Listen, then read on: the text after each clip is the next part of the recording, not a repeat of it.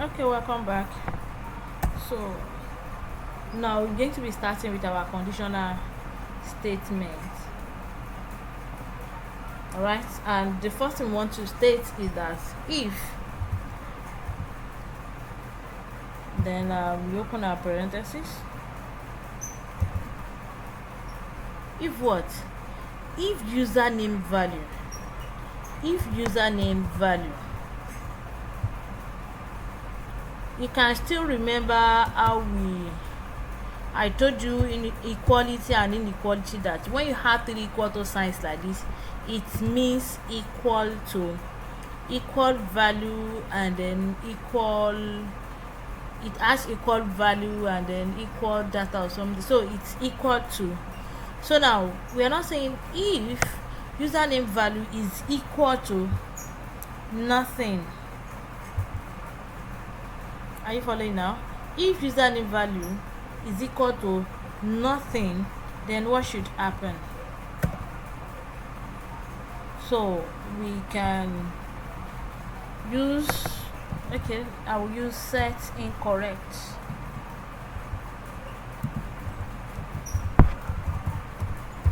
So if username value is equal to nothing, meaning that's just a space, the person did not write anything there, then set incorrect for, let me add for,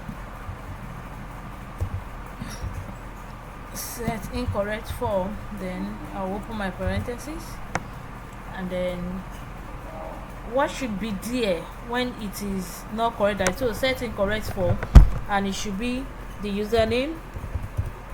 So this is what it will bring out for us, that thing that the as in the space. You know, we say if username is space, so it should bring out for us this. It should set incorrect for this username, and then that statement we want it to write, like it can say username cannot be blank.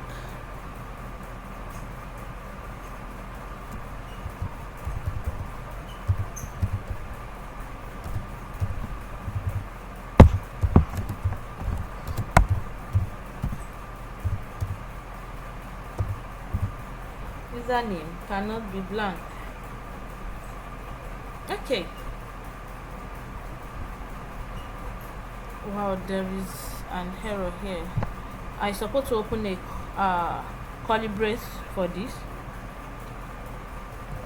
So this place, let me remove this one and then come here to put that one.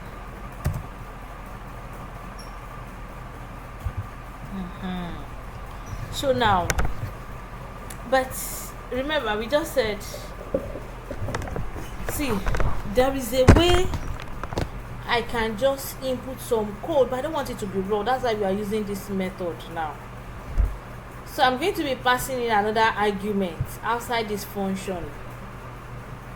Now, so I'm going to be calling another function and passing the argument of what this username should be and what this one too should represent.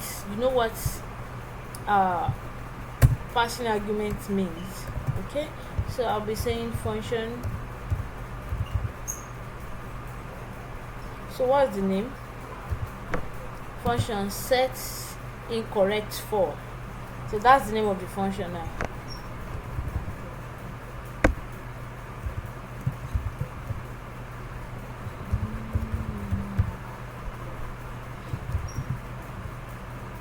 Set incorrect form, then I'll pass in an argument now. This username should be the input. Where's my comma? Why this one will now serve as the message. See, well, don't worry, you're still going to understand it. So now I'm going to open curly brace for this function on its own and write the code inside it. So what do I actually want? I will be declaring some variables now. Const form order. Let me see, form order. You can use any name. What am I pressing? Am I right? Okay. Form order, then it should be equal to input. This input here now,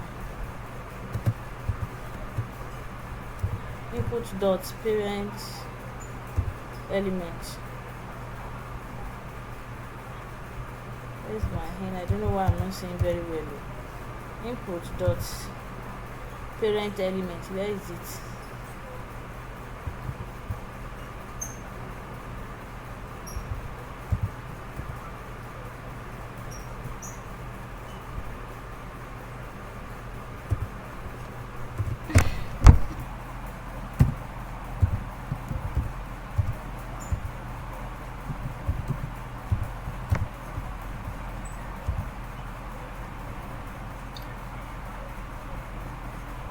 So input dot parent element. You see, this parent element is well, as time goes on, you're going to be understanding very well. It's under DOM. So this is telling us that it should cover the element, that parent element that the inputs fall inside. You know, that is the form order we use. I'm intentionally using almost the same names for all of them, as in related names, but I make sure I try to follow the way it's supposed to be. So under HTML, if you want to write two words, you usually differentiate them with hyphen, or what is it? What is this called? I don't know if you are understanding it. But don't worry, with time, with more practice, you're going to be getting it better. So now I've said that the input dot parent element. Okay, so now let's come down and then let's do for this message. So it will now be the small, or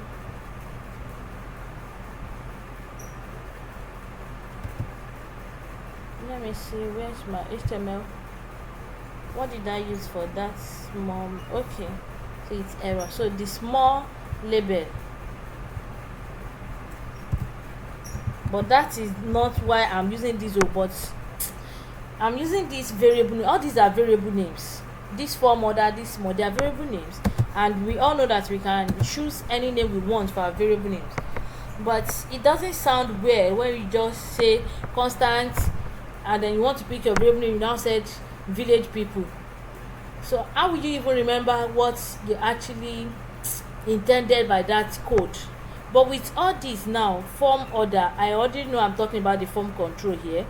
Then this one small, I know I'm doing something about the small label that I have inside my HTML. So we should use related words that can easily remind us of what we are doing.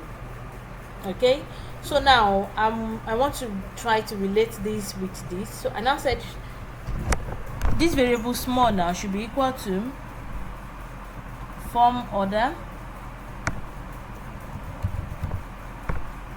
Where's form order? Okay, form order dot, there is something called query selector.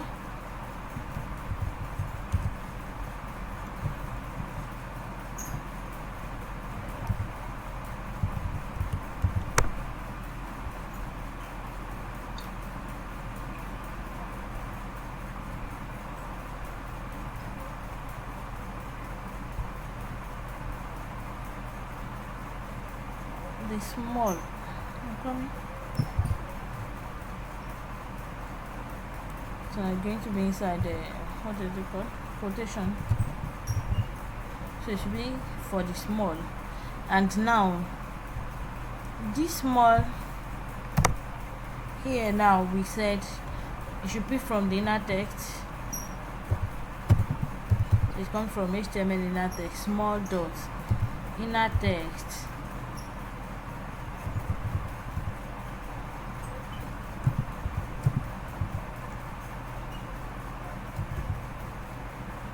Is equal to small dot inner text, then should be equal to this message.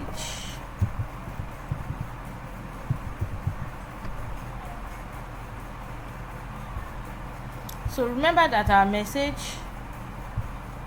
this message is the same thing as, where is it, okay, username cannot be blank, right?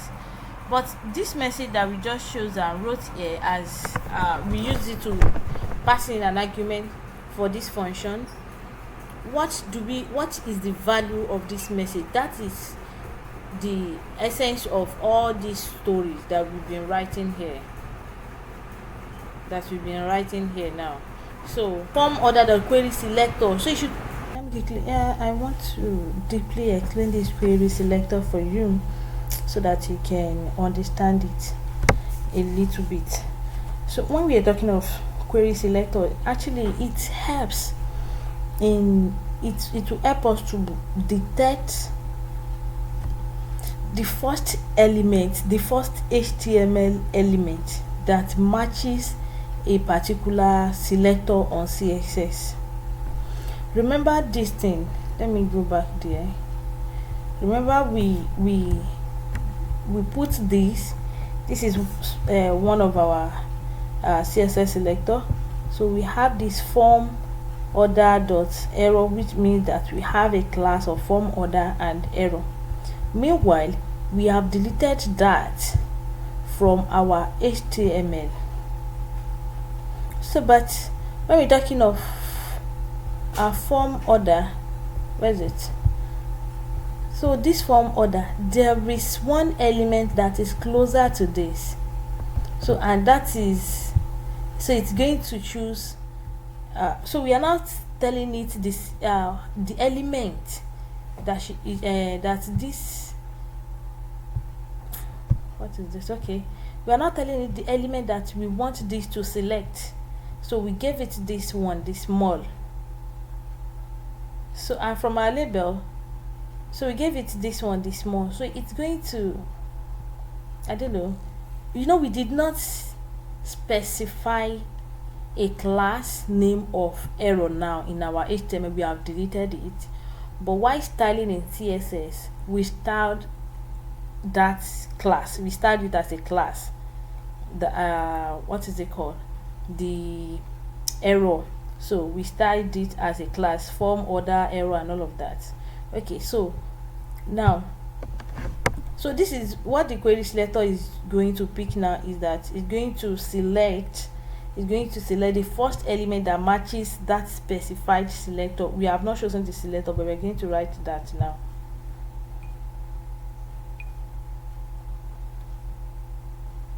So how are we going to write that? And this one, this inner text has to do with it's going to choose only the text in that particular element. So it's going to choose only the text in that particular element without, and the required spaces though.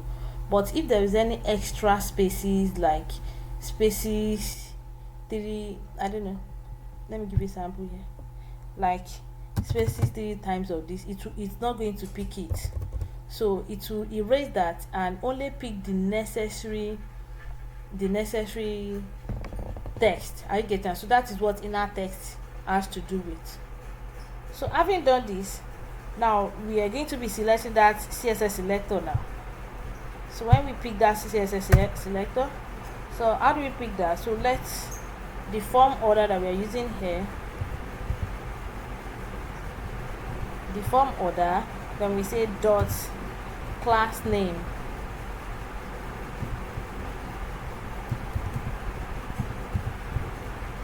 dot class name, and what is that class name?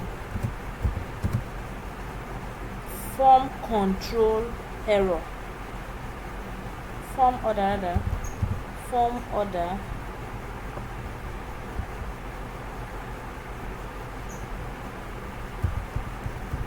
so form order, then we have error. Okay.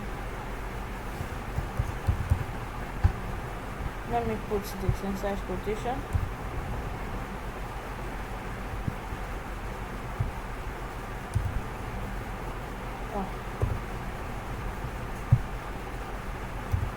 Try to check what we have. Okay, thank God. So let's try to submit now. So can you see? So it is now working for username. Let's refresh. It go back to its normal, and now it is working perfectly for this username. So all this style now, we have tried it in CSS before, but it's not having effect because we didn't there was no element, there was no class name of that error in HTML, so it's not showing. So now we have linked them somehow in JS, in JavaScript, by using query selector. See you in the next class. Bye.